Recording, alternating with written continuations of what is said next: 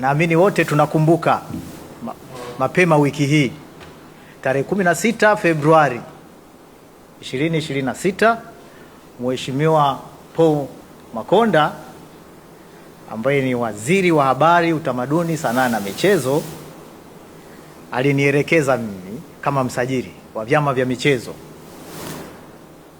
nchini kuhakikisha kuwa mchakato wa marekebisho ya katiba ya klabu ya Simba unahitimishwa kwa mujibu wa sheria na kanuni za usajili wa vyama vya michezo kabla mwezi huu haujakwisha.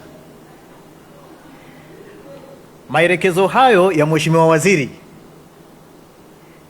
yalikuwa ni ya kusisitiza na kuhakikisha kuwa hatua zote za kisheria za kiutawala zinakamilika kwa wakati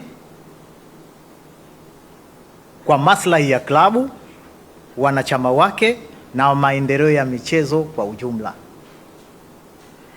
Napenda kufafanua kuwa mchakato huu wa marekebisho ya katiba ya klabu ya Simba umepitia katika michakato mingi.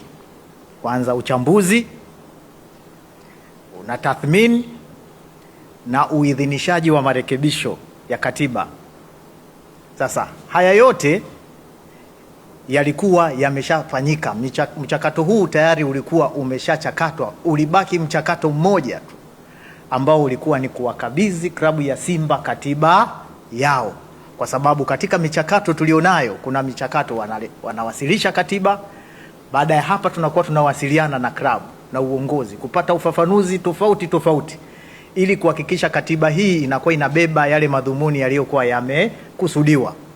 Kwa hiyo katika mchakato huo, mchakato wa mwisho kabisa ni wa kukabidhi katiba, ambao unapokabidhi katiba hiyo unahakikisha kwanza uongozi wa klabu ya Simba una sign, unakubali kwamba haya ndio marekebisho sahihi na yamebeba yale maudhui waliokusudia kwenye fomu maalum ambayo wana sign, ambayo tayari sasa kupitia maelekezo hayo ya Mheshimiwa Waziri, ofisi ya msajili imeshakamilisha hatua hiyo ya mwisho ya kukabidhi katiba na kupokelewa rasmi, ambayo katiba imeidhinishwa. Kwa hiyo katiba ya klabu ya Simba imeshakabidhiwa kwenye uongozi wa klabu ya Simba.